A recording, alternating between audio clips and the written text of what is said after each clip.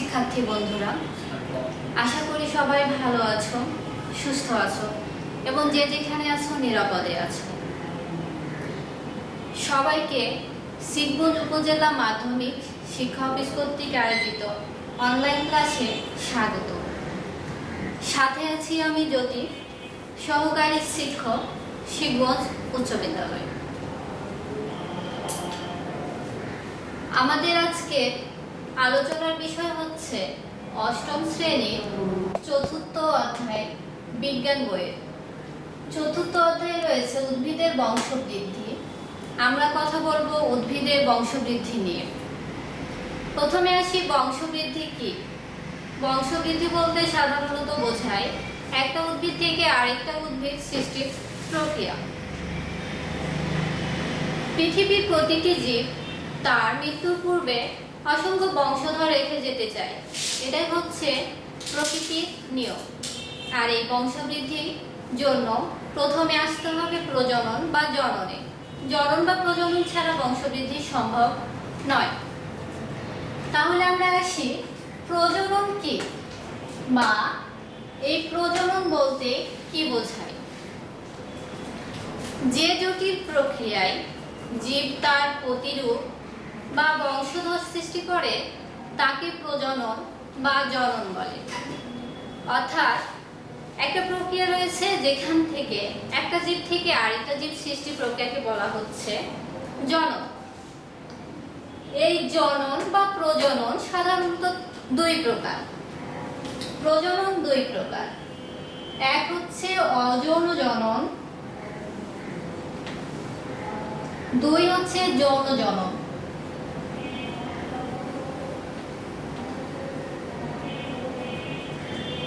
আমরা প্রথমে কথা বলবো এই অযৌন জনন সম্পর্কে। এই অযৌন জনন কি? যে জনন প্রক্রিয়ায় দুটি ভিন্নধর্মী জনন কোষের মিলন ছাড়াই জনন সম্পন্ন হয় তাকে অযৌন জনন বলা হয়। এখানে ভিন্নধর্মী জনন কোষ বলতে বোঝানো হয়েছে পুংজনন কোষ বা স্ত্রী জনন কোষ। অর্থাৎ পুংজনন কোষ এবং স্ত্রী জনন কোষের মিলন ছাড়াই যে জনন সম্পন্ন হয় সেটাকে বলা হয় অযৌন জনন। এই অযৌন জননকে আবার দুই ভাগে ভাগ করা হয়। অযৌন জনন হচ্ছে আবার দুই প্রকার, এক হচ্ছে স্পোর উৎপাদন, স্পোর উৎপাদন, দুই হচ্ছে অঙ্গজ জনন।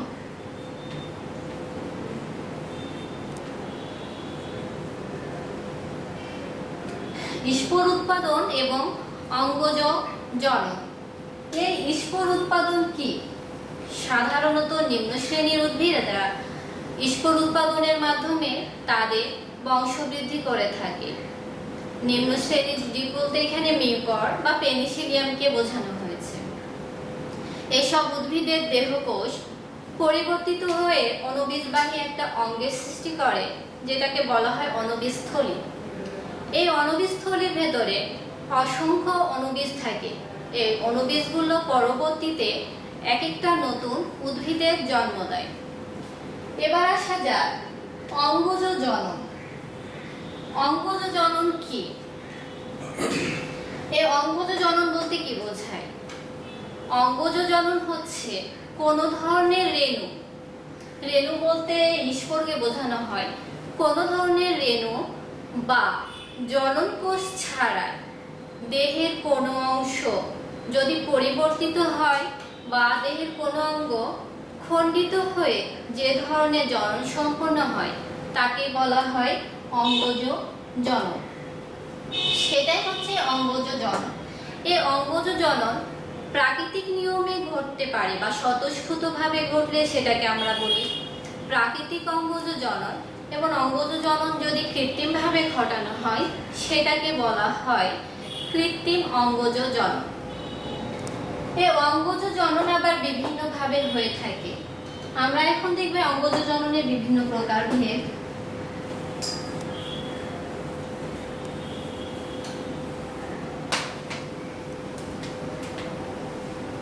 এই হচ্ছে অঙ্গজ জনন।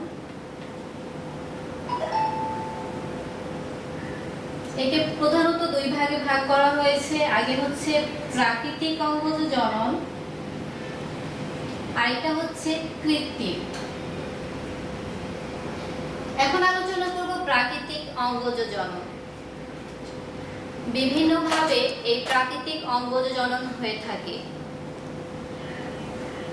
এক হচ্ছে দেহের খণ্ডায়ন। এই প্রাকৃতিক অঙ্গজ জননকে আবার বিভিন্ন ভাগে ভাগ করা হয়েছে।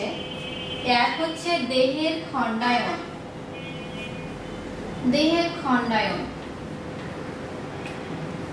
প্রধানত নিম্ন শ্রেণীর উদ্ভিদেরা এই দেহের খণ্ডায়নের মাধ্যমে তাদের জনন সম্পন্ন করে থাকে। অর্থাৎ এদের দেহের যে কোনো একটা অংশ যদি কোনো কারণে ভেঙে যায় বা খণ্ডিত হয়ে যায়, তাহলে সেই প্রতিটি খণ্ড থেকে এক একটা নতুন উদ্ভিদের জন্ম হয়।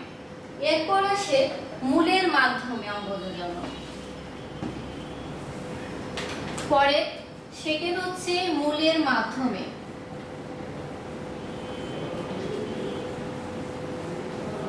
মূলের মাধ্যমে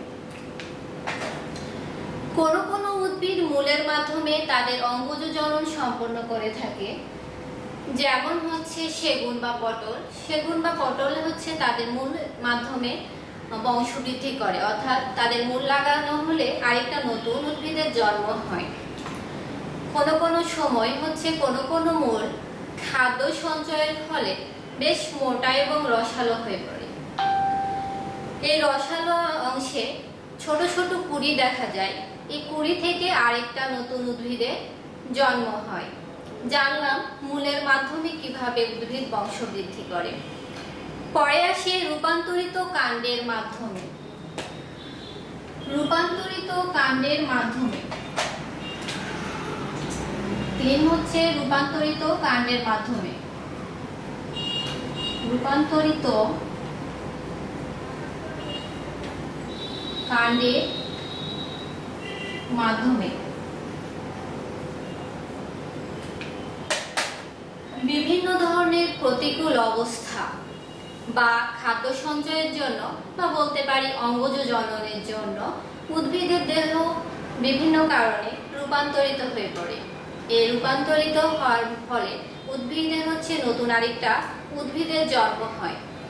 রূপান্তরিত কাণ্ডের মাধ্যমে রয়েছে টিউবার। এক হচ্ছে টিউবার, অর্থাৎ এই রূপান্তরিত কাণ্ডকে আবার বিভিন্নভাবে ভাগ করা যায়।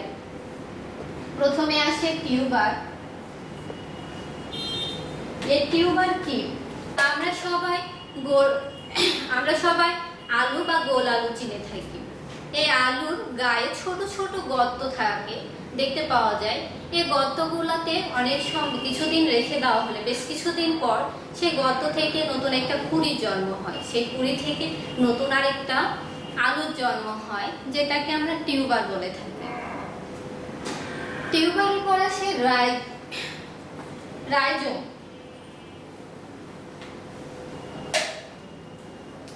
রাইজোমের মাধ্যমে বংশবৃদ্ধি।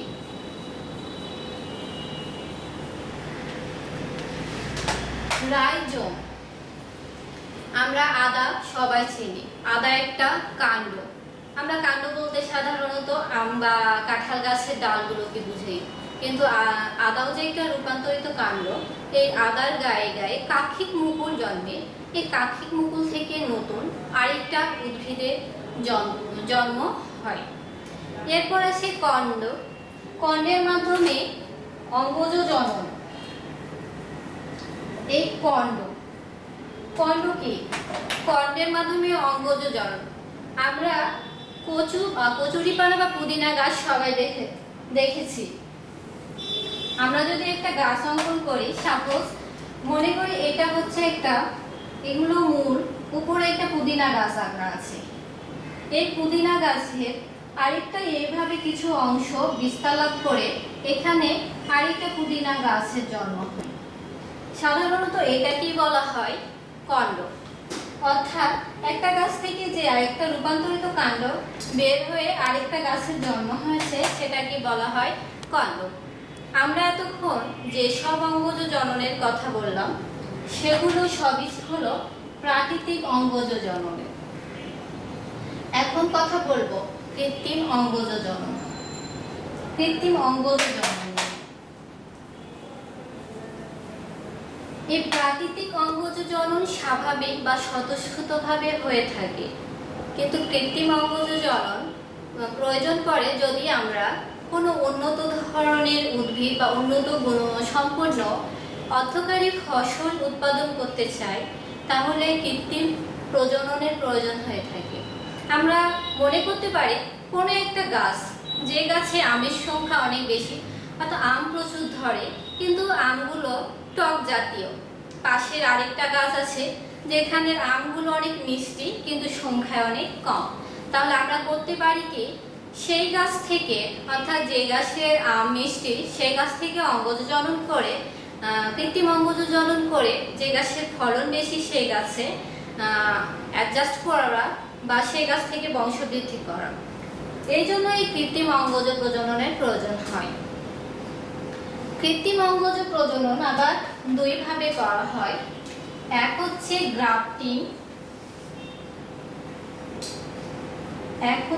গ্রাফটিং, দুই কাটিং।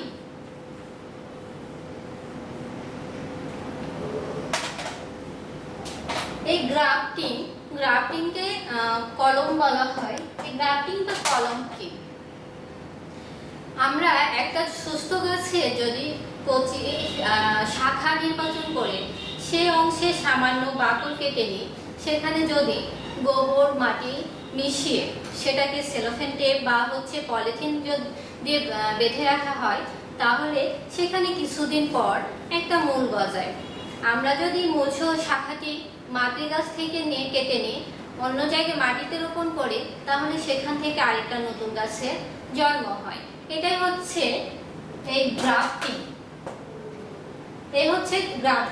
আসি কাটিং। তোমরা অনেকেই লক্ষ্য করে থাকো যে গোলাপের ডাল, একটা গোলাপ গাছের ডাল কেটে মাটিতে পুঁতে দিলে কিছুদিন পর সেখান থেকে আরেকটা নতুন গাছের জন্ম হয়, অর্থাৎ ডাল কেটে যেসব গাছের জন্ম হয় সেটাকে বলা হয় কাটিং। এই ছিল জনন বা প্রজনন। জানলাম প্রজনন প্রাকৃতিক বা কৃত্রিম যেভাবে হতে পারে বা অঙ্গজভাবে হতে পারে।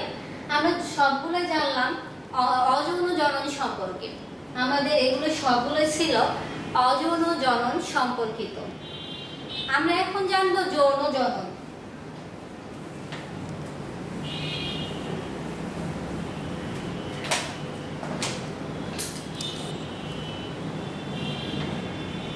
যৌন জনন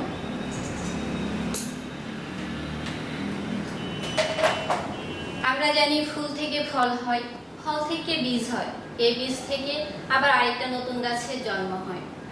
একটা সপুষ্পক উদ্ভিদ এভাবে বীজের মাধ্যমে বংশবৃদ্ধি করে থাকে। প্রজনন অঙ্গ হিসেবে আমরা ফুল ব্যবহার করতে পারি।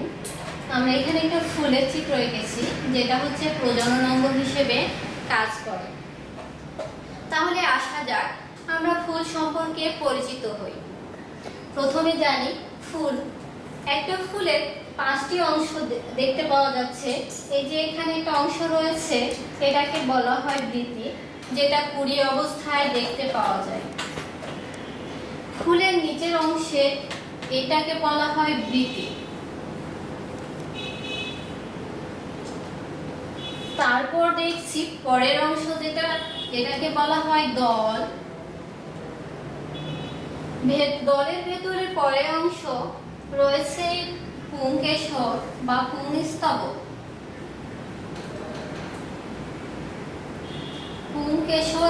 পুংস্তবক। এরপরে মিডিলে আরেকটা আমরা অংশ দেখতে পাই, যেটাকে বলা হয় স্ত্রী স্তবক বা গর্ভকেশর।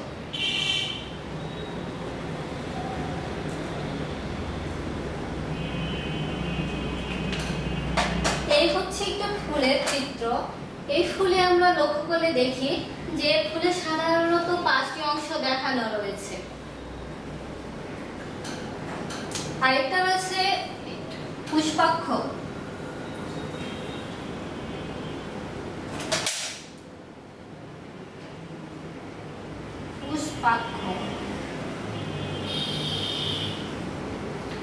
পুষ্পাক্ষ। কোনো কোনো ফুলে যদি এই 5টি অংশ দেখা যায় তাহলে সেই ফুলটাকে বলতে পারি সম্পূর্ণ ফুল। আবার কখনো কোনো কোনো ফুলে এই 5টি অংশ অর্থাৎ গর্ভকেশর, পুংকেশর, দল বা বৃতি বা পুষ্পাক্ষর যে কোনো একটি বা দুইটা অনুপস্থিত থাকে। যদি কোনো ফুলে এই একটা বা দুইটা অংশ অনুপস্থিত থাকে সেটাকে বলা হয় অসম্পূর্ণ ফুল। আবার কোনো কোনো ফুলে এই 5টি অংশ ছাড়া আরেকটা অতিরিক্ত অংশ দেখতে পাওয়া যায়, সেটাকে বলা হয় উপবৃতি।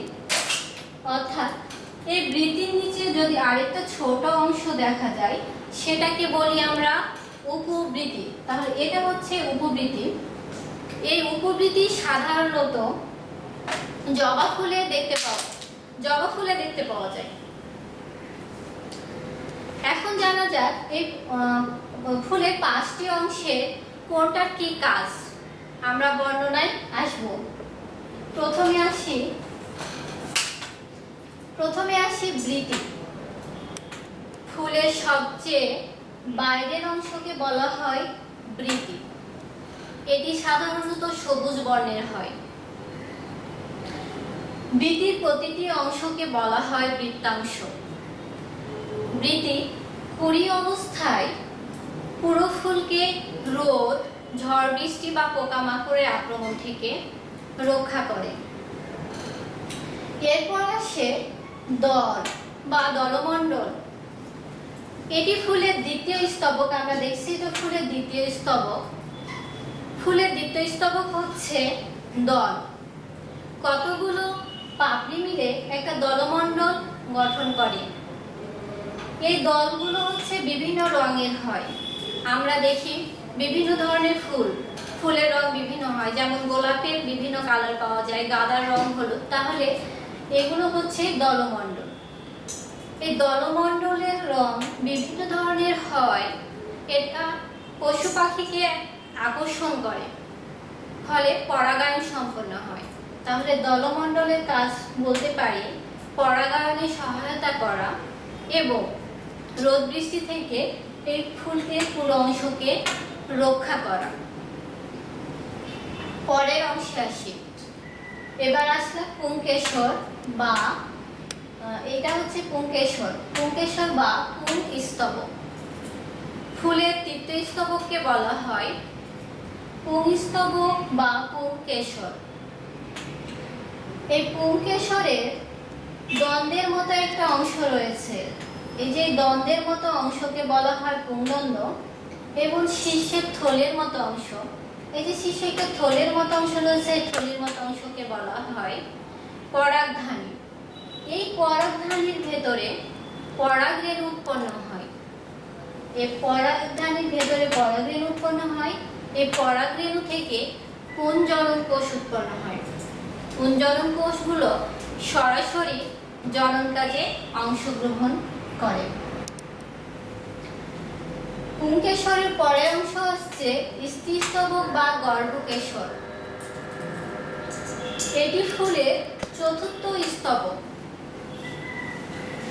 কতগুলো স্তবক মিলে একটা গর্ভপত্র তৈরি করে। এই গর্ভপত্রের 3টি অংশ রয়েছে। গর্ভাশয়, এই যে গর্ভাশয়, গর্ভদণ্ড এবং গর্ভমুণ্ড। এই গর্ভাশয়ের ভেতরে ডিম্বক সাজানো আছে। আমরা দেখছি গর্ভাশয়ের ভেতরে ডিম্বক রয়েছে। এই ডিম্বকের ভেতরে ডিম্বাণু বা স্ত্রীজনন কোষ উৎপন্ন হয়। এই ডিম্বকের ভেতরে ডিম্বাণু বা স্ত্রীজনন কোষ উৎপন্ন হয়। এই স্ত্রীজনন কোষ সরাসরি জনন কাজে অংশগ্রহণ করে। তাহলে ফুলে স্ত্রীস্তবক এবং পুংস্তবক, এইটা এবং এইটা দুইটা সরাসরি জনন কাজে অংশগ্রহণ করে বলে এই দুইটাকে ফুলের অত্যাবশ্যকীয় স্তবক বলা হয়। তাহলে ফুলের অত্যাবশ্যকীয় স্তবক হচ্ছে স্ত্রীস্তবক এবং পুংস্তবক, অর্থাৎ গর্ভকেশর এবং পুংকেশর।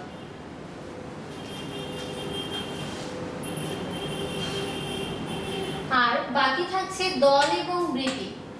এই দুইটি ফুলকে ঝড় বৃষ্টি এবং পোকামাকড়ের আক্রমণ থেকে রক্ষা করে বলে এই দুইটাকে বলা হয় ফুলের সাহায্যকারী স্তবক। এই ছিল একটু ফুলের বা আদর্শ ফুলের গঠন কাজ। এরপরে আসে এই যে আমরা এখানে গর্ভমুণ্ড দেখছি, এই গর্ভমুণ্ডের মাথায় যদি আমরা হাত দিই তাহলে সেখানে আঠালো হলুদ বর্ণের গুঁড়ো দেখা যায়। এই গুঁড়োকে বলা হয় পরাগ রেণু। এই পরাগ রেণুর কাজটি এই পরাগধানী থেকে পরাগ রেণু এই গর্ভমুণ্ডে পতিত হওয়াকে বলা হয় পরাগায়ন। অর্থাৎ একটা ফুলের পরাগধানী হতে অর্থাৎ এই পরাগধানী হতে পরাগ রেণু এই গর্ভমুণ্ডে পতিত হওয়াকে বলা হয় পরাগায়ন। তাহলে পরাগায়ন কি? পরাগায়ন হচ্ছে একটি ফুলের গর্ভমুণ্ড থেকে একটা ফুলের পরাগধানী হতে ফুলের পরাগরেণু অপর ফুলের গর্ভমুণ্ডে পতিত হওয়াকে বলা হয় পরাগায়ন। পরাগায়ন ফুলের পরাগধানী হতে পরাগরেণু একই ফুলে অথবা একই জাতের দুটি ভিন্ন ফুলের গর্ভমুণ্ডে পতিত হওয়াকে বলা হয় পরাগায়ন। পরাগায়ন দুই প্রকার, এক হচ্ছে স্বপরাগায়ন, দুই হচ্ছে পরপরাগায়ন।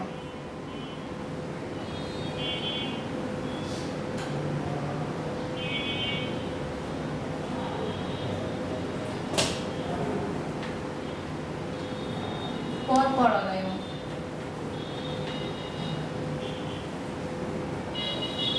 এই স্বপরাগায়ন কি? ফুলের পরাগধানী হতে পরাগরেণু একই ফুলে অথবা একই গাছের আর দুইটি ফুলের মধ্যে যদি পরাগায়ন সম্পন্ন হয় সেটাকে আমরা বলি স্বপরাগায়ন।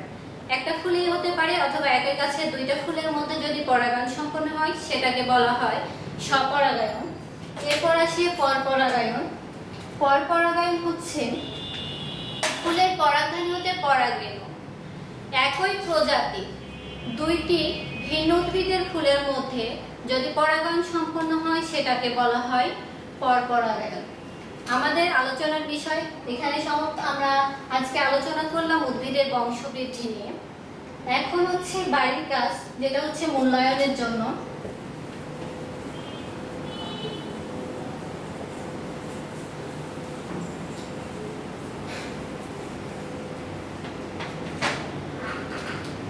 বাড়ির কাজ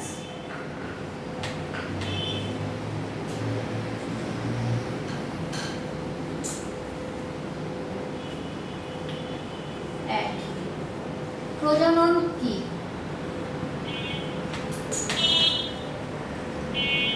ও কত প্রকার?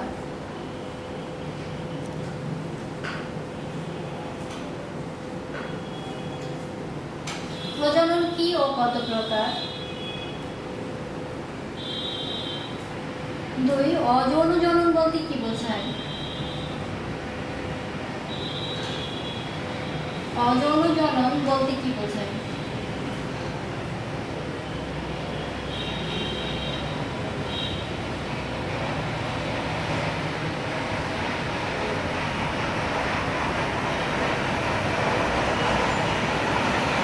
তিন হচ্ছে স্ত্রী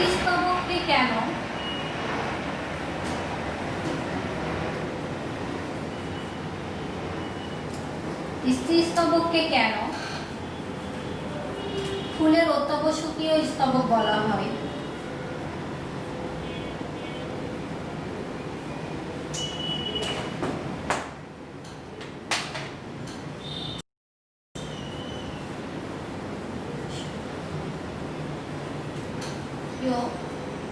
স্তবক বলে।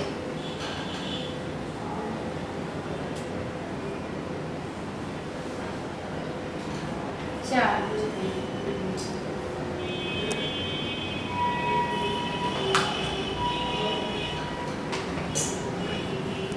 চিহ্নিত চিত্র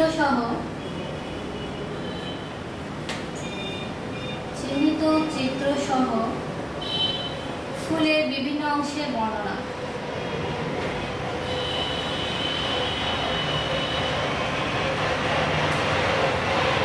অংশের বর্ণনা দাও। এ হচ্ছে বাড়ির কাজ। প্রজনন কি, কত প্রকার, অযৌন জনন বলতে কি বোঝায়, স্ত্রী স্তবককে কেন ফুলের অত্যাবশ্যকীয় স্তবক বলে, 4 হচ্ছে চিহ্নিত চিত্রস্বরূপ ফুলের বিভিন্ন অংশের বর্ণনা দাও।